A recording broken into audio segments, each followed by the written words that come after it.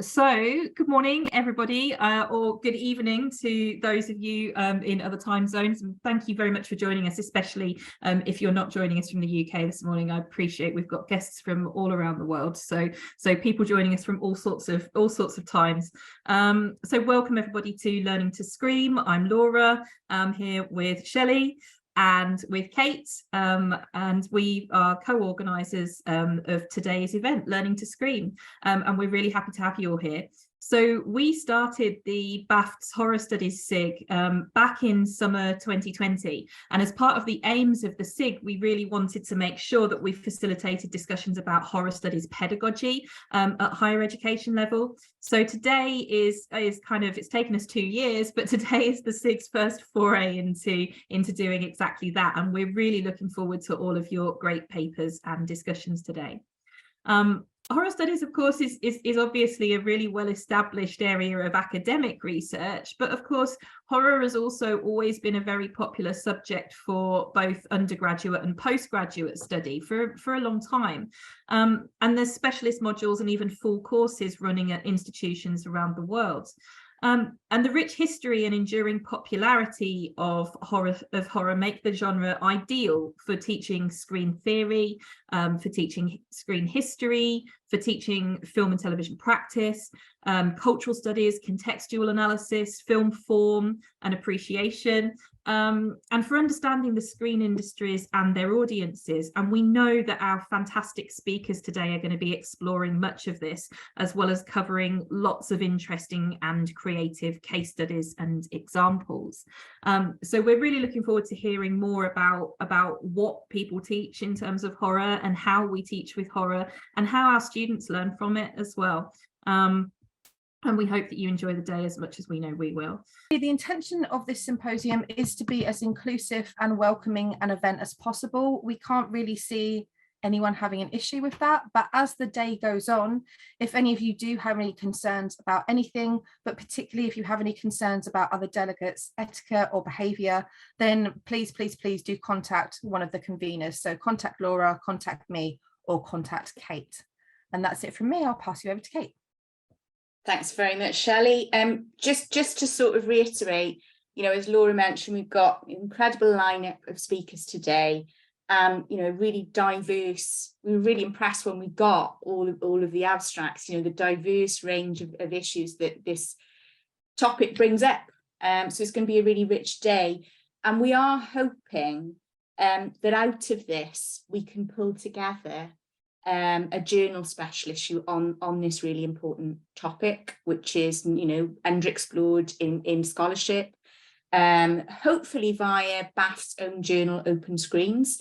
So we'll be thinking about that through the day, about, you know, various strands, themes that emerge across the panels that might be, you know, important and useful kind of foci for this journal issue. You know, if people are interested in being involved, do get in touch with one of the conveners, with Laura, Shellie, or myself, because this is something we very much want to come out of today, really. And hello everyone. So we are kicking off this morning with our first panel, which is actually a workshop. So running a horror module, experiences, questions and approaches. And our panelists today leading this session are Stacey Abbott, who is Emerita Professor in Film and TV at the University of Roehampton, where over the past 20 years she's taught different iterations of BA film modules on horror. And she's just completed teaching a module on screen horrors called Screen Monsters for City Lit at the BFI South Bank, and will also be teaching an MA module on horror at Kingston University in spring this year, which sounds great. Stacey, of course, is the author of many books and articles and chapters on the Gothic and horror. She's co-writing a book on women creators of TV horror with Lorna Jowett at the moment, and is also researching a new monograph, Horror Animation, History, Aesthetics and Genre. So busy as ever. Dr. Kate Egan, of course, who's one of our co-organisers, is an assistant professor in film and media and has taught an undergraduate horror module for 11 years at Aberystwyth University and for the last 2 years at Northumbria University. And Kate's the author of Trash and Treasure, Censorship and the Changing Meanings of the Video Nasties, and also Cultographies, The Evil Dead from 2011, and co-author of Alien Audiences. And she's currently conducting research on horror and performance and on audience memories of horror film and television. And last but not least, Dr. Lindsay Hallam, who is a senior lecturer in film at the University of East London, where she's taught horror and science fiction for the past 9 years. She's the author of Screening the Marquis de Sade, Pleasure, Pain and the Transgressive Body in Film, and also the author of Devil's Advocate's Twin Peaks Fire Walk with Me, and is currently researching a monograph on revenge and Australian horror cinema. I'm very pleased at this point to be able to give the BAFTSS SIG book series with Liverpool University Press a plug and say that Lindsay's book on revenge in Australian horror cinema and Stacey and Lorna's book on women creators of TV horror will be coming out through our Hidden Horror Histories series, which you can find a call for submissions for in the back of the programme. So you can speak to one of the organisers if you're interested with that. So I'm going to hand over to our panellists who are going to chair their own discussion and the Q&A. So I'm sure they'll advise when they'd like contributions from the audience, and I'll pop back up at the end. Looking forward to this one. Thank you.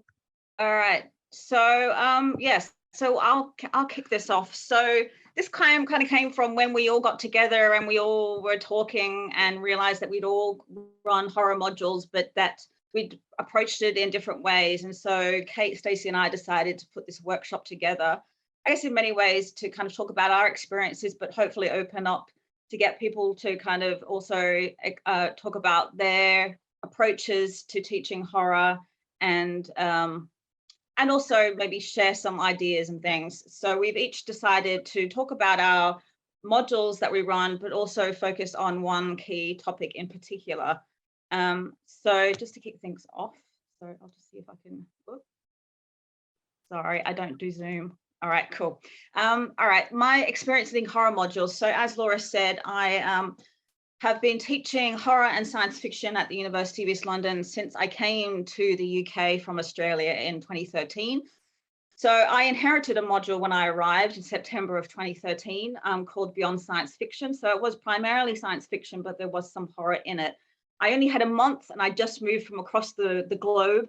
So I did take on a lot of what was already in that module, but decided to add more things to it from kind of, from my kind of research area. Then we had a framework change in 2014, so just a year later, where we shifted to what were called long, thin modules, where modules instead of running just one term, they ran across the whole entire year. So that Beyond Science Fiction became one term of Cinema of Affect, which I shared with a colleague, so that I did a term on horror and science fiction, but as the title of the module suggests, there was very much a focus on affect theory. So it was quite a heavy, complex module, and so this has always been a third-year module, and initially it was very much a theory-based module. Then we had another framework change in 2019, where the shift was very much in terms of becoming careers focused.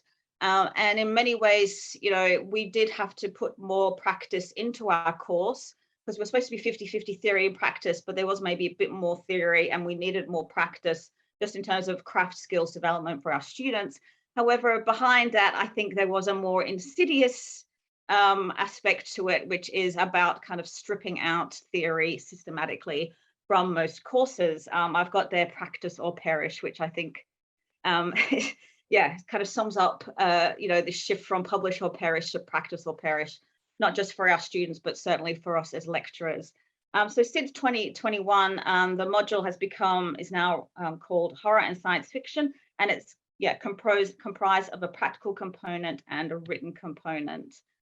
So these are the two pieces of coursework that are for this module.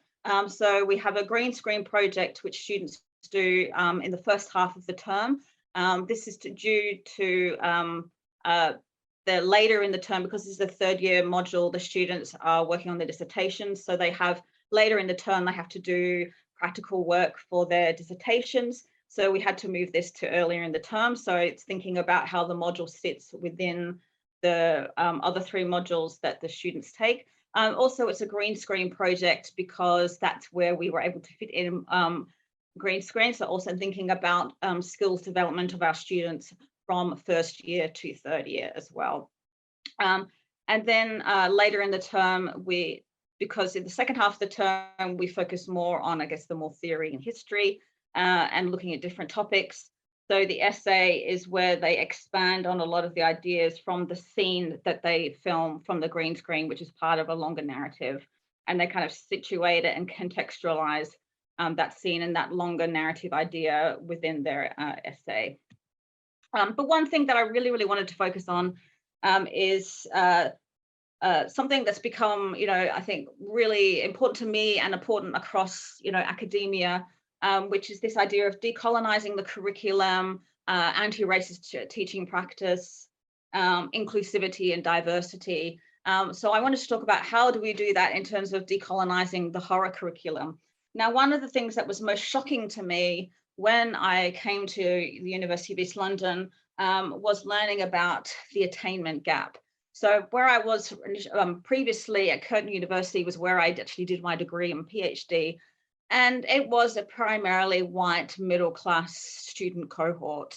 We did have a lot of international students from Asia. And then coming to UEL, it's a very diverse student population. The majority of our students are global majority students. But also, alongside that, there is this awareness of what has been termed the attainment gap, which is the grades that students are achieving. And so there is an attainment gap. When you think about in primary, secondary school, this attainment gap is often more to do with socioeconomic background and class rather than ethnicity. That lower like working class students are not attaining the same high grades as wealthier middle class and upper class students. However, when you move to tertiary educations, the data shows that this gap becomes racialized. White students get a higher proportion of good degrees, so that's 2 1s and firsts, than other students of other ethnicities, with Black students achieving significantly less. So in this case, when you look across the sector, a middle-class Black student is less likely to get a good degree than a working-class white student. So there is this unfortunate, attainment gap that seems to be happens in terms of race. So certainly at UEL, this is something that we've had to tackle, but of course, this is not an individual thing; it's a systemic problem. As Bell Hooks says, we live in part of an imperialist, white supremacist, capitalist patriarchy. And so even though it isn't an individual, it's a systemic thing. We as individuals, as academics, need to take part in starting to dismantle this corrupt system. So how do we do that in terms of teaching horror? Well, I don't have the answers to that. And again, I'm hoping that we can have a discussion and share best practice and examples and ideas. I guess one thing in terms of the curriculum is just looking at the texts that we use to teach horror, its history and theory. So in my module guide for each week, there's a list of films and readings connected to the topic. And one of the most easiest things to do is to make sure that you're not just providing lists of texts that are all by white people. One of the things I decided to do with this module is to center the idea of the other and how othering happens within the wider culture and how this is represented in horror and science fiction cinema. This means that I'm not presenting a history of horror in chronological order, which may have relied much more on covering the kind of established traditional canon of horror classics. Also, the first half of the term is given over to the practice. So I really only have 6 or 7 weeks where I am doing more of a traditional lecture seminar formats. So in terms of the topics, yeah, I have had to be very selective. So yeah, I'm looking at the other primarily in the form of the monster. So I miss out a lot of, well-known subgenres such as the slasher, for example. But I've come across, this quote from Jack Halberstam. Monstrosity allows us a peek at the construction of otherness out of the raw materials of undesirability, class definition, family ties, sexual perversity, and gender instability. So I decided that then, the students can explore this idea of the other in those two different ways, through their practice and also through their writing. So yeah, this is the weekly schedule that I came up with. I guess what I do have one lecture on this idea of the other. I've become across a problem already because the main text that I kind of came across that look at the other is Introduction to American Nightmare by Robin Wood, and the most recent book, Horror Film and Otherness by Adam Lowenstein, which are two texts by white men. The focus in this lecture is on Western text because it's looking at otherization within Western society. But yet also I find that, of course, Robin Means Coleman's amazing book, Horror Noir, also helps provide a good counterpoint as well, which she says rather, horror has also been a vehicle to take up all sorts of empowerment, revolution, and rewriting the sites of heroism and evil. Yeah, so in terms of the weekly schedule, yes, so I have some classes which are which are workshop based, and then later on we move to more theory. But in terms of the practice, it was very, very difficult this year in terms of technical provision and tech services. It was, I think our tech services are severely understaffed. Much needed upgrading of computers was not completed over the summer. So that was very, very difficult having it so early in the term that, I was kind of the guinea pig in terms of ironing out all the technical problems. Then when it comes to the traditional lecture seminar format that happens later in the term, I've also used lecture videos, which is kind of a hangover from the COVID years where we went online. But I find that giving students a lecture videos a week in advance allows them to look at the lecture content at their own pace, which is really helpful for a lot of students with like dyslexia and other kind of learning disabilities. They can take breaks, they can rewind and so forth. Also, that means that our lectures and seminars are more discussion focused. I've also done a quiz on the lecture video. They go into teams and we carry on the points from week to week, and they've got very competitive, and that's a way to kind of get them in, making sure they watch the lecture videos. Yeah, so in the second half of the term, because it's horror and science fiction, I do weeks on the monstrous feminine and Afrofuturism, which kind of set up ideas around race and gender, which have then continued on throughout the rest of the term. Afrofuturism, the week on Afrofuturism has been quite a revelation. This is a topic that students have found that my students have got really passionate about. It's allowed a lot of Black students to come forward and guide the conversation to discuss their culture in a way that they may have not had space to do so before. It also allows students to see science fiction in a different way, for them to kind of realize the long tradition of African speculative fiction. But also I'm aware that there's you can run into problems here with in terms of tokenism. And I note, Bell Hooks's idea of the native informant, which is when a student is the only one or one of a few of a certain background, they can become objectified and made to assume responsibility for informing and educating other students of what they don't understand. So I continue to use Afrofuturist works throughout the rest of the term. Also, for example, when we look at zombie narratives, you can see, there's connections there, especially their origins of the zombie narratives with Haitian voodoo and aspects of colonialism and the slave trade, which is then revised in more recent films such as Mati Diop's Atlantics. And also, the idea that it's just interesting that you realize that ideas around race come up a lot in the zombie narratives, for example, like Night of the Living Dead. Also, the week on eco horror explores the placement of the animal as other and the growing field of eco-criticism that revises older ideas about the natural world and our supremacy over it. And I also introduce ideas here about post-colonialism and Indigenous perspectives, looking at the rise of Indigenous filmmakers working in horror. And alongside this, we use the reading A Glossary of Haunting by Eve Tuck and C. Ree, which is a text by Indigenous scholars. That it's not written like traditional essays. So not only does it provide a different perspective on ideas of haunting and horror films, but it expresses this perspective in the very form of the text itself. But of course, the main hope is that within each week, students are recognizing how forms of othering in terms of race, class, gender, sexuality, political stances, culture, species, are at play with each other and intersecting, that they're not separate things, that they're all kind of working together.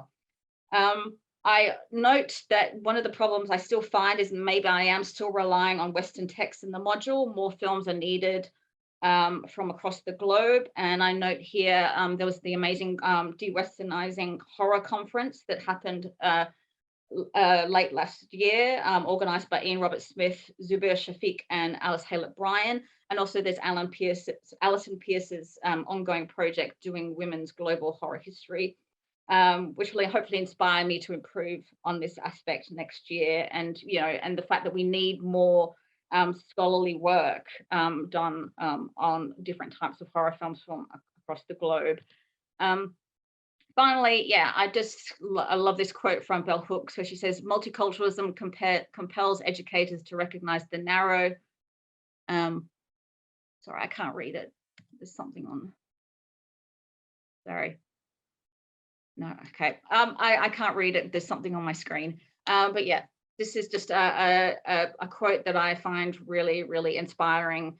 And finally, just a question that we can talk about later is how can teaching horror become more inclusive in terms of how and what we teach in the classroom and how we assess?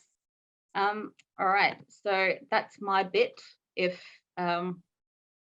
Stacey wants to take over, I'll stop sharing. Thanks, Lindsay. That's great. I'm just going to jump in. I really enjoyed that. I'm going to come in, and there's some nice connections to what I'm going to be talking about. Hold on. There. Can everyone see my screen and hear me? Yes, thank you. One yes is great. Thank you.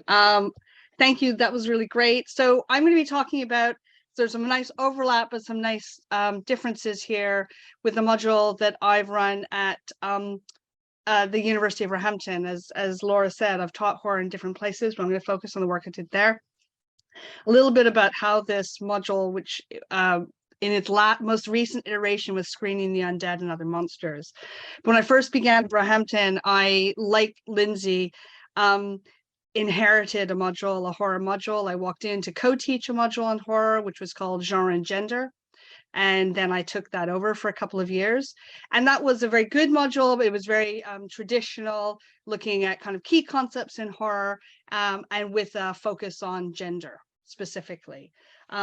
And then in my third year at Roehampton, we went through a revalidation. And at that point, I was asked to kind of introduce a third year module based on my research. So the horror module I was teaching, which was also third year, was quite general. So I brought one in at that point, which I wanted to base on my PhD, which was on the vampire in film and television. So I came up with this module, The Modern Vampire, which looked at the kind of evolution of vampire mythology from folklore through to contemporary film and television, which then in a subsequent revalidation about 10 years later became Screening the Undead and Other Monsters, which I took the kind of similar framework and expanded it to vampires, zombies, other types of undead, again tying into my subsequent book, Undead Apocalypse, but also opening up to other monsters. And so I'm going to kind of talk a little bit about these two iterations and that transition. So a little bit about them. So first of all, these were research-based modules, which really much was underpinned them, was thinking through how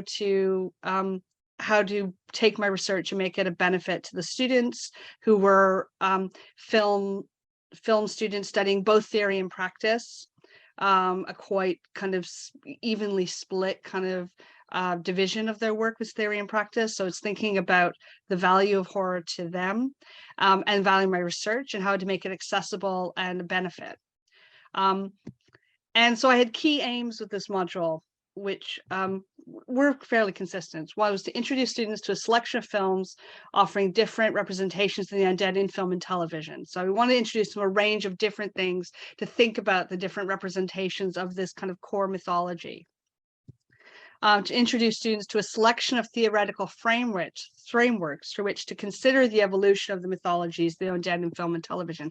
And much like Lindsay's class, one of the key aspects that I focused on was this concept of othering, and the different theoretical models you can do to think about that in relation to this mythology, from folklore through to popular media.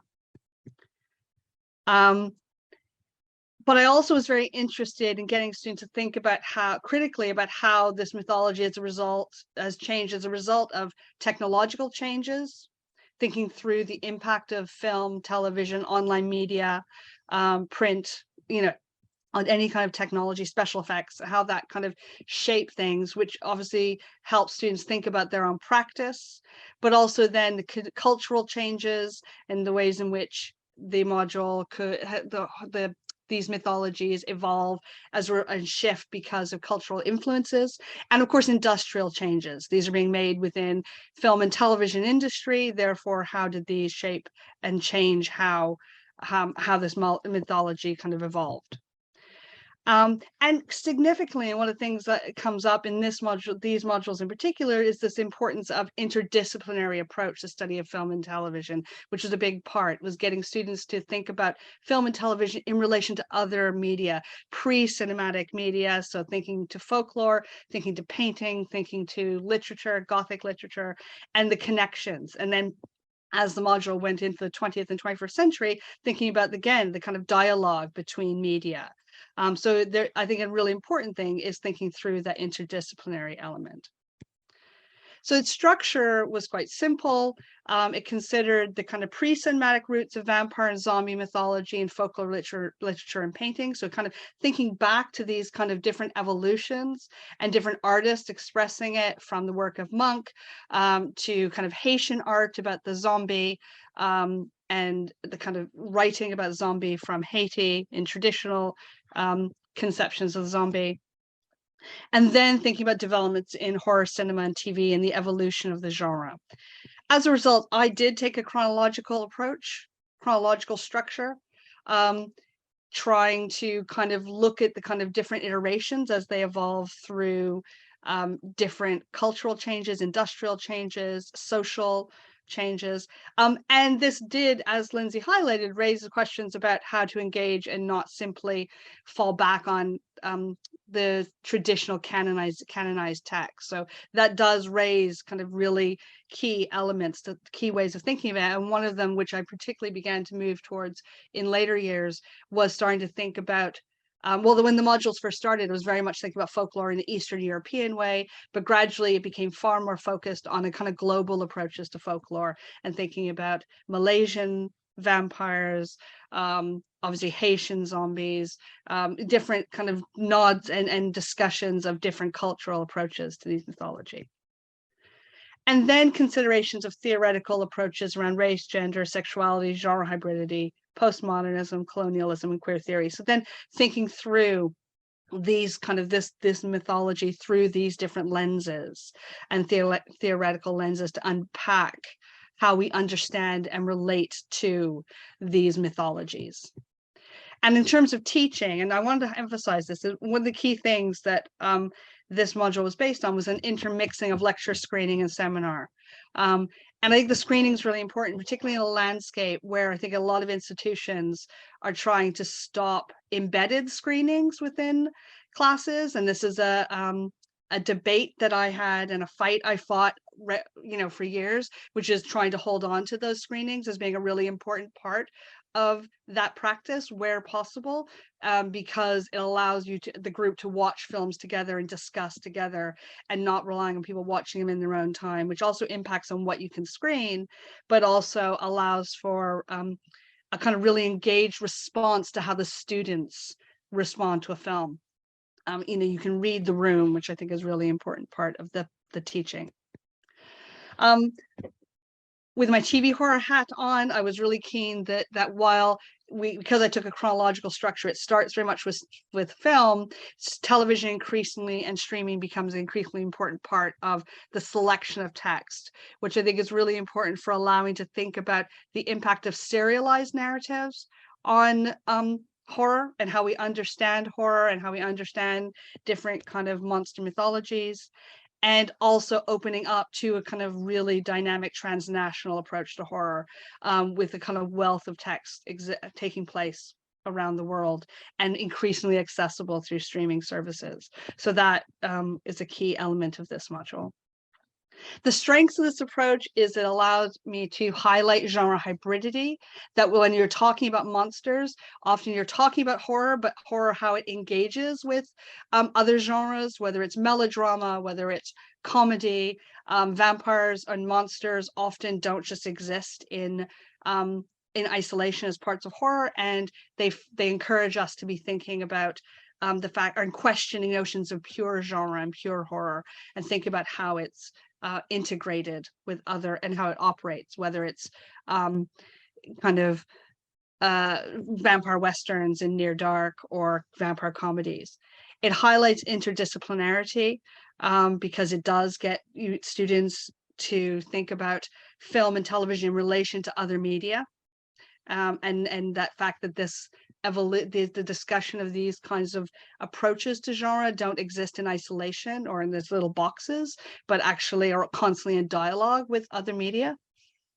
And it really plays well to an international approach and a kind of decolonizing approach, because increasingly we are able to access a range of global examples that really bring in very different mythologies and different understandings, from Chinese vampires and rigor mortis to the often cited A Girl Walks Home Alone at Night, to something like Blood Quantum with indigenous horror. So it's very international. An additional benefit of this approach is that it obviously appeals to horror fans. You get the horror fans in the class, but you also get students who may be less comfortable with horror, but are willing to take a chance on the genre because they're interested in vampires and zombies, and somehow that feels a little more accessible. And the final points I want to make, which is just tying into some of the things that Lindsay was saying, which is about assessment.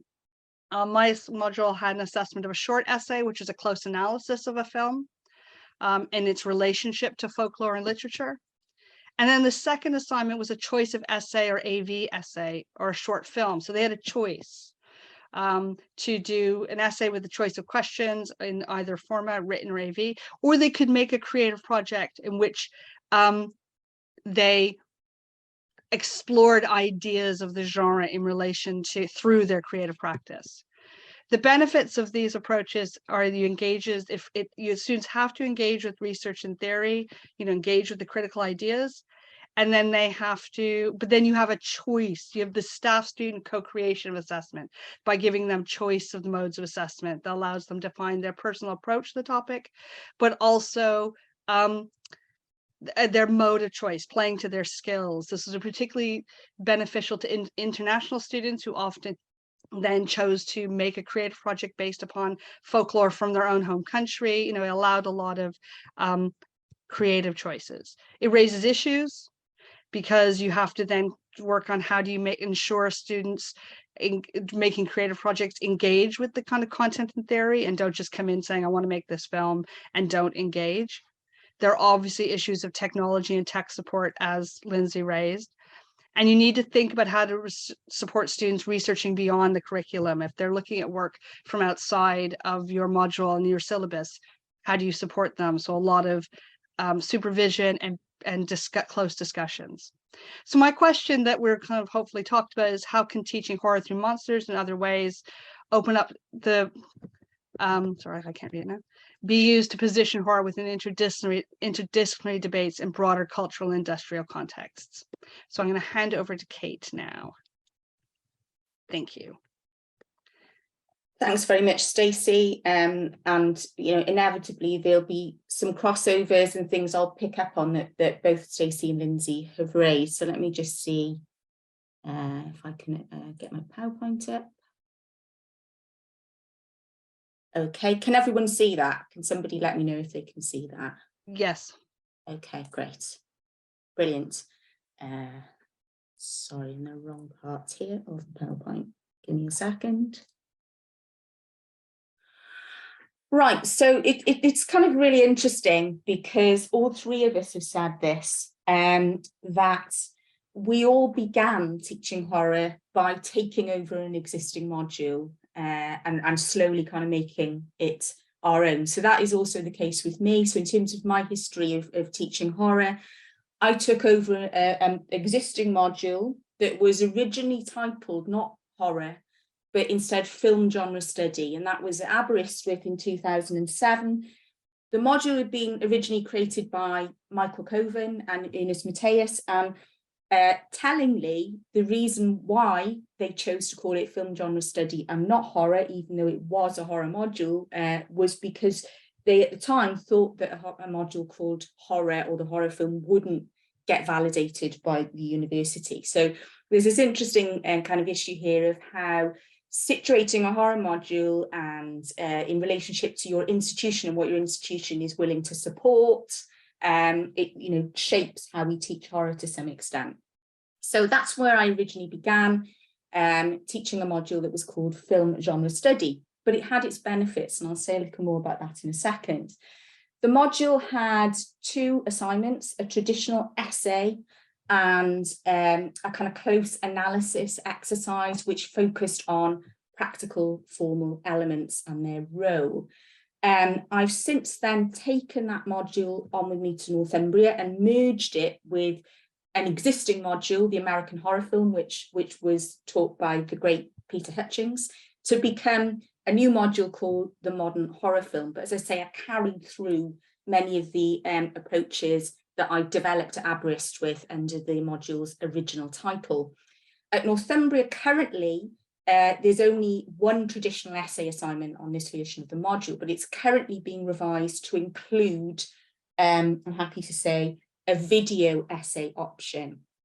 But on both iterations of the module, I introduced a kind of formative assessment, which I developed at Aberystwyth and then continued on to, in the Northumbria iteration of the module, which asked people in groups, asked students in groups, to pick a sequence from a horror film of their choice, which they felt foregrounded a particularly experimental or innovative use of sound and or music, drawing on, in particular, Peter Hutchings' work on this issue, and then bringing it to the class, to the workshop, to present on the uses of sound and music within that sequence. So that in particular has been well received by production students and helped them to think through the elements of sound that they're employing in their own film projects that they're working on at the same time.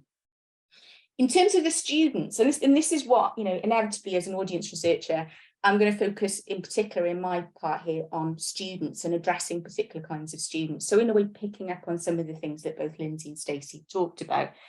The Aberystwyth and Northumbria versions of the module were aimed at slightly different cohorts of students. The Aberystwyth version of the module, as I mentioned, it was called Film Genre Study, the horror film, was taken by film and television studies and production students, also media and communication students, but also, and this picks up a little on what Stacey was saying about the interdisciplinary potential of horror and the way it can appeal to lots of different kinds of students.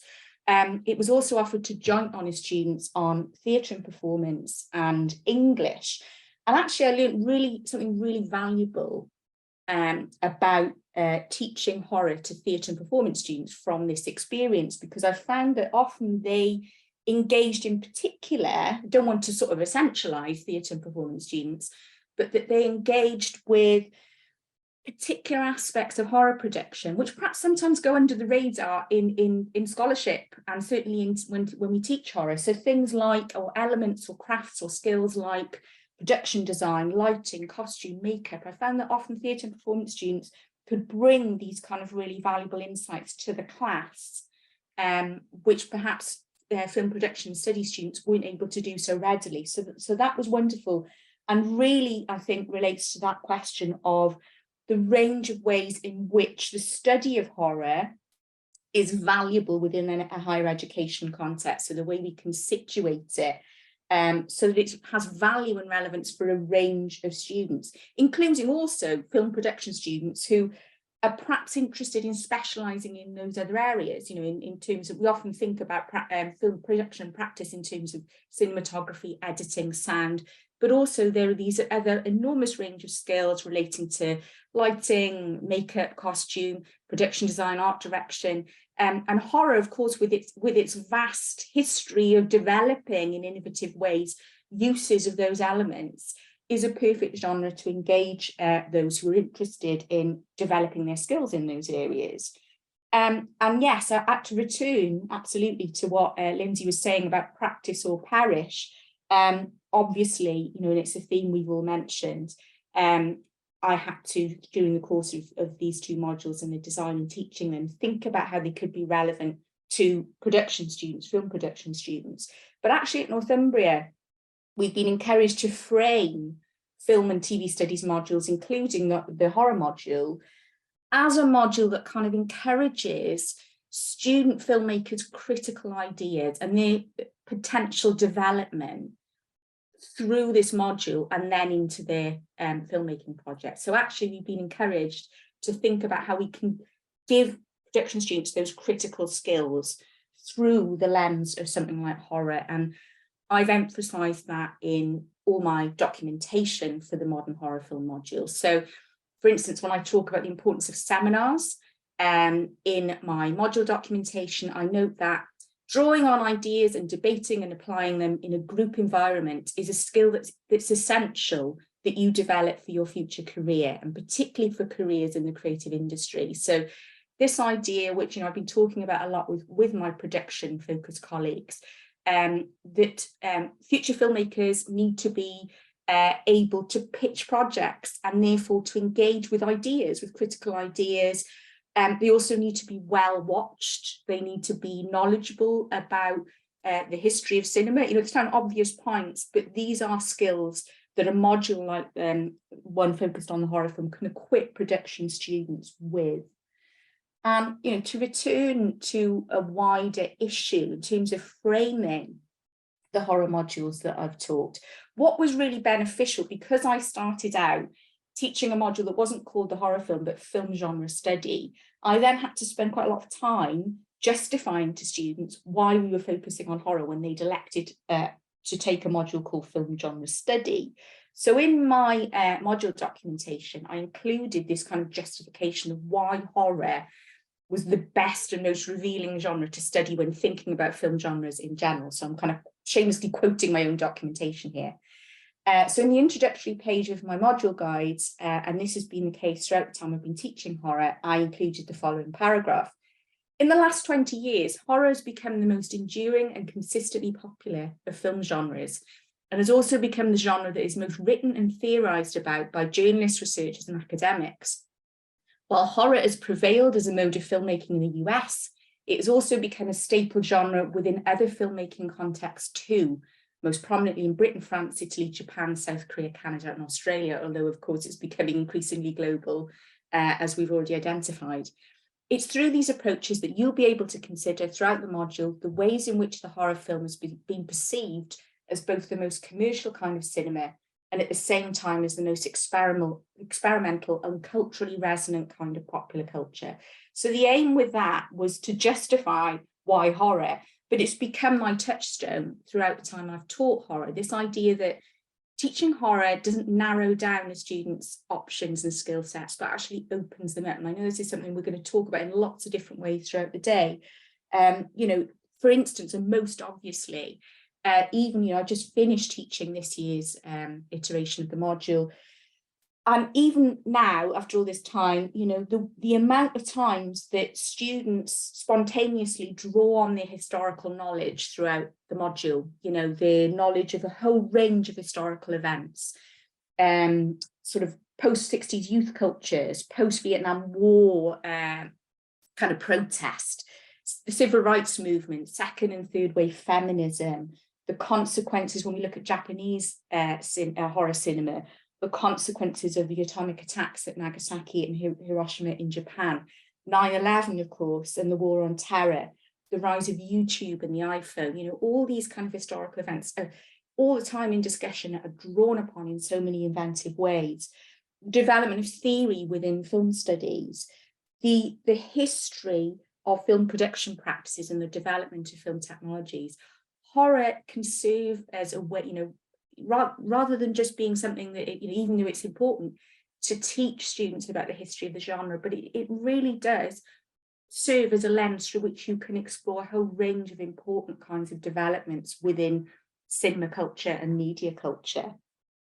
However, and this is actually returning to a theme that Stacey touched on, inevitably with a horror module, and I think this is specific to a horror module, and of course this is something that interests me as an audience researcher, you will get many students electing to take a horror module, and I think this is always the case. If it's not been the case in your experiences, do let me know, that you will get people electing this module who are already very committed horror fans. And this can make the module, you know, often my colleagues will say, oh, well, horror is quite easy to teach because the students, you know, students are going to be fans, they're going to lap it up, you've got a captive audience. And of course, it is great that you will get, inevitably, on a horror module, many people taking the module who are fans because they bring that commitment and thought, deep thought and enthusiasm to class discussions.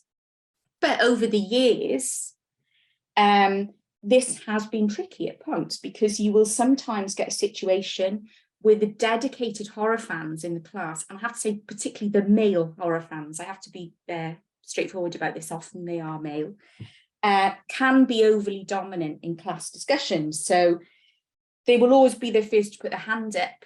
If you ask a question, they will continually put their hands up in some cases, and there will be points where they sometimes revert to lecturing me and the other students about their fan knowledge, about their knowledge of horror. And this is wonderful. It's extremely wonderful to see the commitment of students like this, but it can cause problems in a class environment in some respects. So to touch on Matt Hills' excellent work on in The Pleasures of Horror, he's noted how in horror fandom in general, fan knowledge allows fans to pleasurably imagine and demarcate the boundaries of horror fan culture, indicating the knowledge that one must share in order to properly be a horror fan.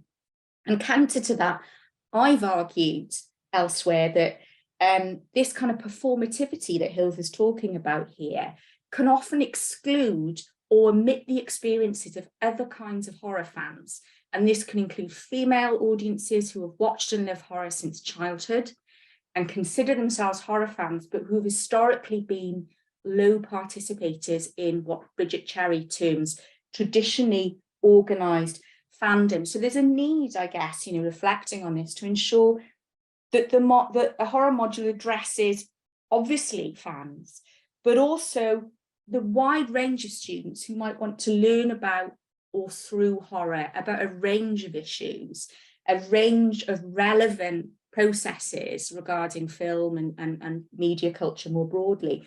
There may even be people in the class, and I've certainly found this to be the case many times, that don't like horror, but want to study it, and therefore are coming at it from a very, very different perspective than those students in the class who are dedicated fans.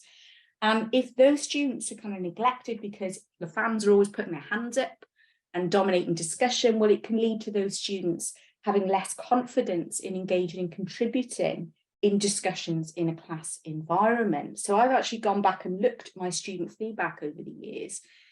And as you can see from some of these comments, noted the amount of times people will say, and they've also said this to me verbally, I've learned so much about horror, and the range of ways in which horror can be relevant to film culture, to thinking more broadly about a whole range of disciplines and topic areas.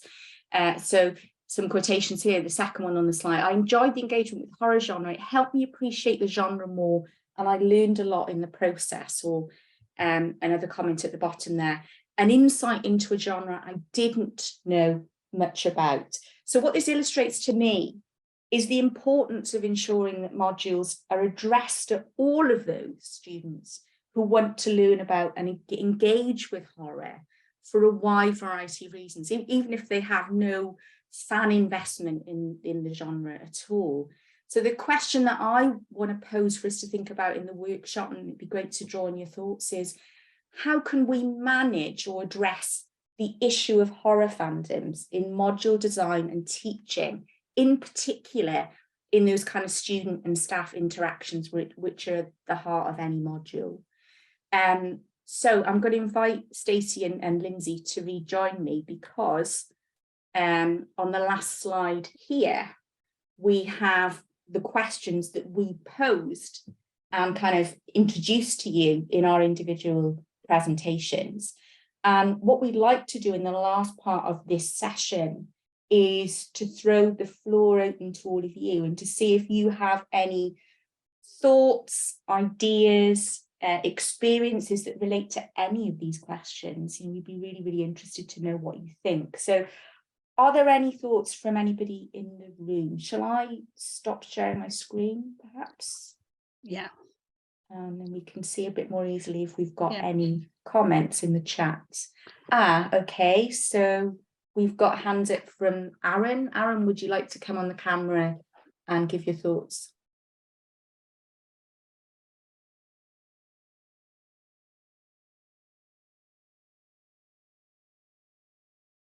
You're muted, Aaron.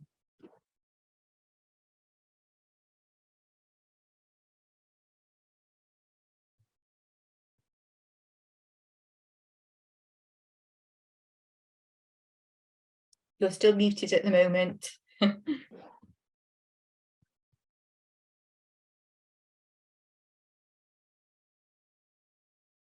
There you are. Is everybody? Yeah. Yes. Yeah, sorry. Yeah. Thank you very much. That was fantastic. I was just wondering, when you were talking about students who aren't perhaps horror fans taking a chance with the module. I was wondering if you had any experience or any difficulty in bringing horror into modules that aren't necessarily. So like I remember, I've never forgotten when I was first teaching undergraduates, and we were talking maybe Laura Mulvey or something like this. And it's interesting sometimes to get them to think around that. So as a way of getting them to think differently about the gaze and identification, I remember I decided to show a sequence from Suspiria, because you just assume if you're there to study film, well, anything is fair game, really. So I showed the sequence in question, and it was the first kind of big set piece in Suspiria. And afterwards, people were talking about the fact that you weren't necessarily identifying with the gaze, but there was one girl in particular who was kind of white, and eventually she said, "Can I just say I found that really upsetting?" And it was the first time I thought, "Oh, shit, I really,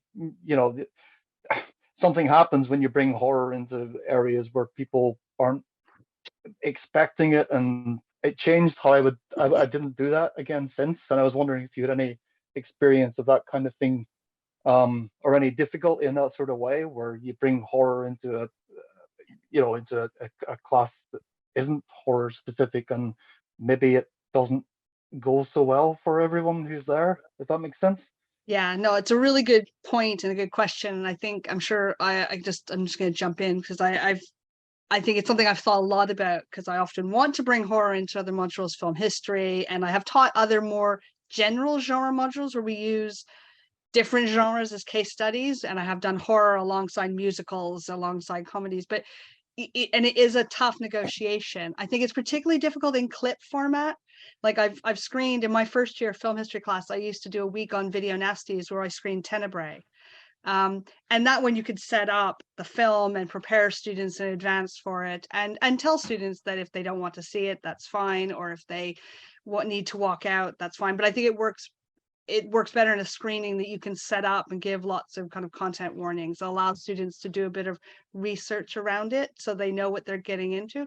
I think it is problematic in clips. I think you have to be really careful about suddenly, because the clip is out of context and it may illustrate the point you're doing really well. And I've run into that problem of suddenly thinking this makes the point, but actually if they're watching it without the context around it, it somehow can be even more jarring and distressing if they are not inclined. Whereas I find context often does balance out, even for students who may not be fans, but if they're seeing the whole film and you're setting it up, that they are more receptive. But I do think you need to be careful about what you're choosing. And I'm not saying you weren't, because I would have shown Suspiria. I have shown Suspiria for aesthetics and talking about aesthetics.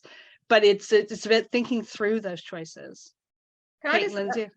Yeah, so the modules that I've taught have all been core modules. So students have not had the option to kind of opt into the modules when I'm teaching them horror. So I've always had to keep that in mind. So one of the things I often do is one of the first classes, I have a conversation with the students and kind of say, who here is a horror fan, a sci-fi fan?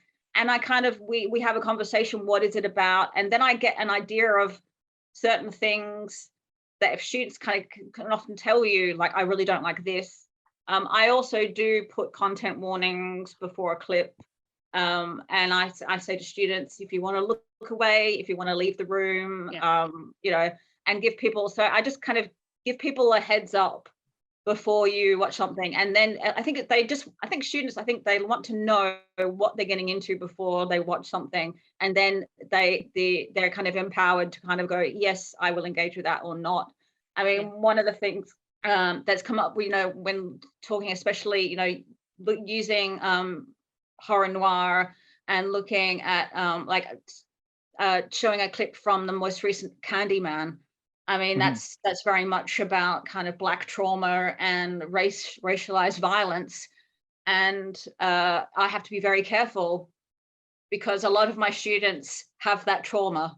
So it's really important to kind of negotiate. And I guess it's really just having conversations with students. Also, the lucky about my module is that they're third year. It's a third year module. So I know these students. So I get to know them and I know But I think it's very much just having a conversation sometimes with students and saying, what is it? What are your boundaries? And then you can kind of go, well, I know that so-and-so, this clip, I might just have to say something, let them walk out the room if they need to. Yeah, and I think that's really, you know, the fact that often I think horror modules will be sort of level 5 or level 6, or when we start to include those kind of clips from horror, they tend to be in you know, when we're starting to get to know the students. I think that does make it easier, doesn't it, in terms of negotiating and communicating about that. Just to say that Bruna's put a question in the chat, which I think hopefully we've kind of helped to address your question, Bruna, because you were asking, similarly to Aaron, that you'd be interested to know how differently you approach teaching in a module you lead compared to when you teach only a class within a module you don't lead. So hopefully that's helped to address your question as well, Bruna, there. Does that answer your question, Aaron? Yeah, absolutely. Having it makes so much sense. Just have a conversation beforehand. I suppose there's a bit of a bubble when you're already in horror fandom, and you kind of assume everyone's on the same page, and really they're not. But no, that was brilliant. Thank you. We have a question from Tom. Hello, can you hear me okay? Yes. Right, I'm going to turn my camera on, but bearing in mind I had some issues with this yesterday, so it started glitching. The aesthetic is obviously fitting for the conference, but we'll see how it goes. So one of the things I was kind of thinking about, and it was kind of jumping off what Kate was kind of talking about with fandom and kind of gatekeeping, and I think there's been some discussion of this in the chat as we've been going on. I think one of the things that I find really challenging sometimes is that when a student finds out that, you know, horror might be your research interest, which is obviously something which is going to impact all of us, and it's almost like get into this kind of unwitting relationship with students whereby they might be trying to like impress me or like one up me with films that they've seen or what they want to write about, to the extent that the assignments that they produce are just these really kind of, well, basically it's like a list of films that don't necessarily engage with any critical kind of content or any discourse around those movies and things like that. So I was just kind of wondering if that's something that you've come across yourselves, and maybe because those essays or projects don't necessarily always get the highest marks. If it's just like, well, this is my cultural capital, Tom, make of that what you will. I was just, if that's a shared experience that maybe you've got as well, I guess. Yeah, I mean, I've had, yeah, you're very correct that some students that it's almost maybe a bit of showing off and not answering the question. They kind of just go off on their own thing. Yeah. And yeah, I mean, and that's the thing, is that you just mark accordingly. Yeah. And you know, and yeah, I mean, it's good to kind of, you know, students' enthusiasm, you don't want to dampen that down. But yeah, like I think Kate mentioned as well, that you don't want certain students to dominate.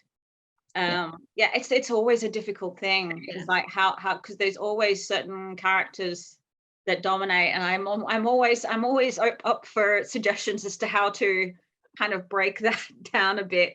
I haven't come up with an answer. Sometimes it's just let them go off, but then you've got to kind of stop them. It's a very hard one, but yeah, I mean, yeah, often it is a case of just reminding students that they're, you know, if it's an essay question, they've got to answer the question and not just go off on their own tangent. I found that with Italian horror in particular, that you will get essays that are written in quite a tongue-in-cheek way about, say, Italian zombie films, and that are not, almost as if they don't feel that those films deserve to be considered critically, and that they're just having fun with them. Yeah, and that can be an issue. Okay, I'm aware we're just got a couple of minutes left, and Donna had a question in the chat at the beginning and has brought it back. So, and I hadn't forgot about you, Donna. And this is about the assessment too, where students have a choice of mode of assessment. Hi, Donna. And it's a really good question. And my answer is that actually, when I set up that thing, I thought I would only get practical assignments. What I ended up getting, for the most part, was a mixture of the two, and a pretty even split between students who wanted to write an essay or do an audiovisual essay, and then students who wanted to make the creative projects and who were really drawn to that mode. So actually it ended up being quite a nice balance between the two, because I thought I would just end up with loads of short films, which is great, but it would, you know, one of the reasons why I held on to the essay, that they have to write an essay, was with this idea that everyone has to write an essay, because I thought I don't want to lose that. And I do think it's an important formative piece of work to help them if they are going to go and do a creative. But you've got a really nice mixture, and I think that's really good, because obviously, as I raised in the presentation, there are practical considerations as well in terms of resources and support, etc. And I think that allowed for balance. If that answers the question. Yep, thank you. Thank you. And Laura's appeared telling us we're out of time. That's exactly what I'm going to do. One of the worst jobs as a chair is coming and interrupting a really interesting discussion. Thank you very much to Kate and to Lindsay and to Stacey for what I know everybody agrees was a really fantastic way to open today.